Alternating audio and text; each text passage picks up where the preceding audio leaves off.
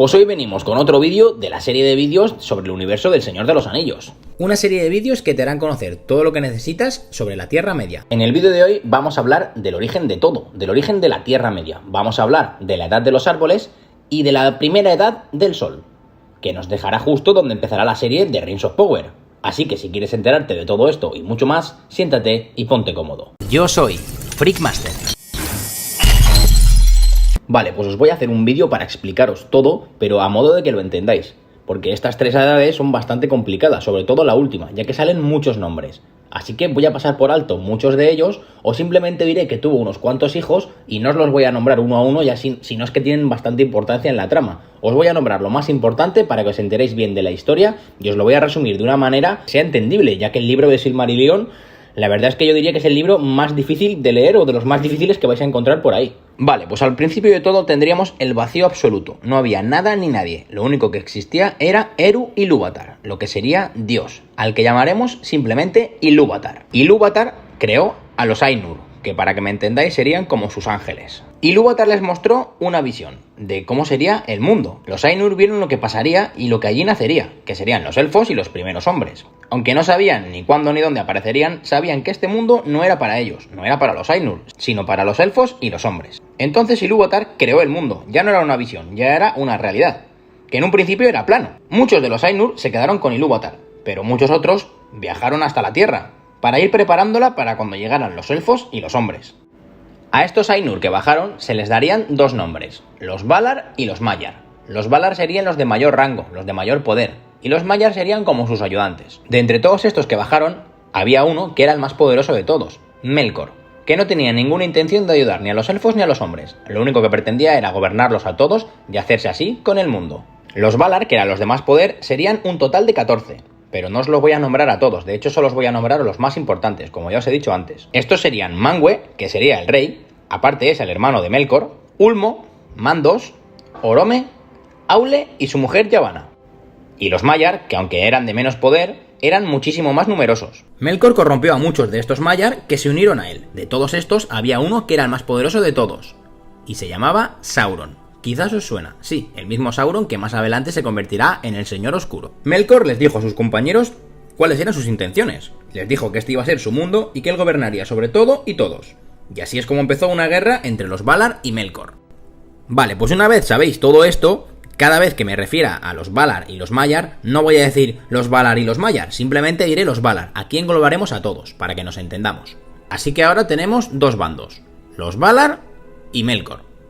Mientras los Valar seguían construyendo el mundo poco a poco, Melkor se rodeaba de espíritus y seres malignos que aparecían en la Tierra Media, entre ellos los Balrogs. En aquel tiempo todo era máxima oscuridad, ya que no existía ni luz, ni estrellas, ni sol, ni luna, ni nada de nada. Así que los Valar construyeron dos lámparas gigantes y colocaron una a cada parte del mundo, para que iluminaran la Tierra Media. Pero enseguida Melkor fue y las destruyó. A cada cosa que los Valar intentaban construir, Melkor la destruía. Melkor se construyó su propia fortaleza al norte del mundo, y la llamó Utubno.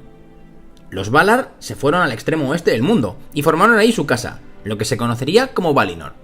Sí, habéis escuchado bien, Valinor, lo que más adelante conoceremos en las películas del Hobbit y el Señor de los Anillos, y es lo que os dije en el vídeo anterior. Es como el paraíso donde los elfos van a pasar los días perecederos, donde se fueron Bilbo y Frodo al final del Señor de los Anillos. Una vez en Valinor, Yavanna comenzó a cantar, y de debajo de la tierra surgieron dos árboles gigantescos con luz propia, que iluminaban Valinor de punta a punta. Y este fue el nacimiento del tiempo, y desde aquí empezó la contabilización de los días.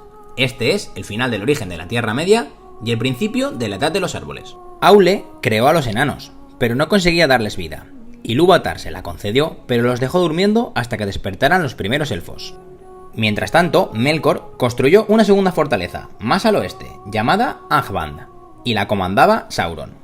Los Valar construyeron las estrellas, y aparecieron los primeros elfos, en un lugar llamado Cuibenen. Melkor secuestró a alguno de estos elfos y los corrompió, y convirtió así a los primeros orcos. Este fue su origen. Los Valar declararon la guerra a Melkor, para proteger a los elfos, y destruyeron Utubno.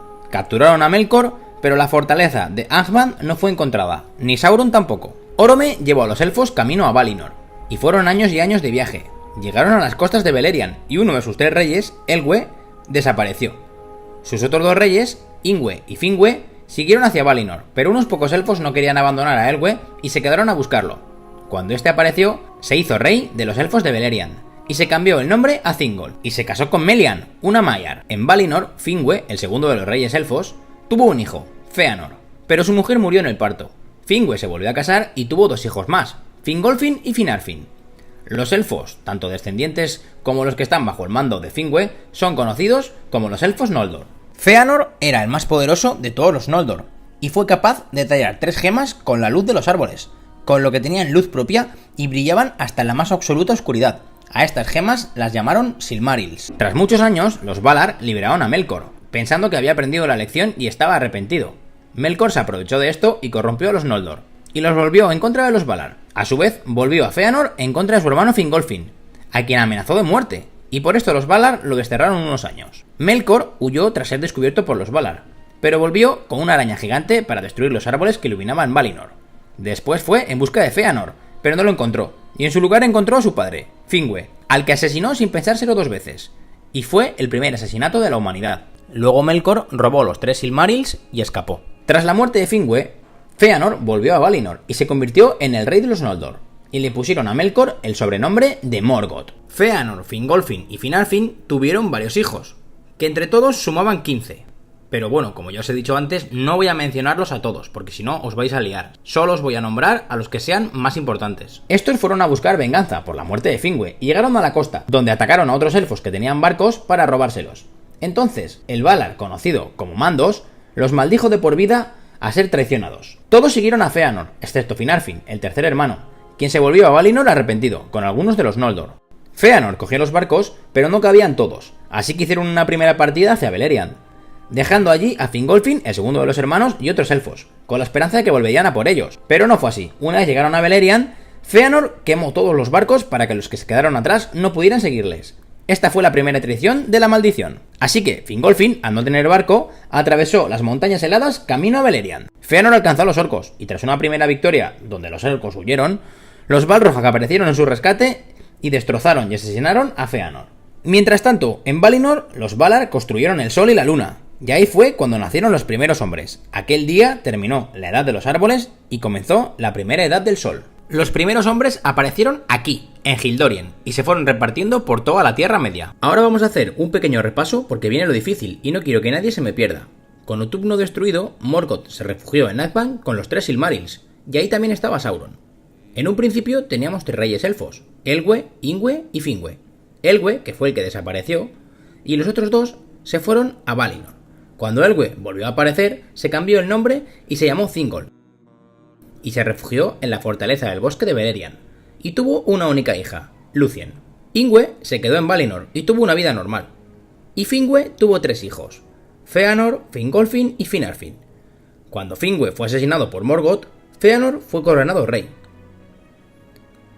Fueron por venganza y asesinaron a otros elfos para robarle los barcos, por lo que fueron maldecidos por Mandos.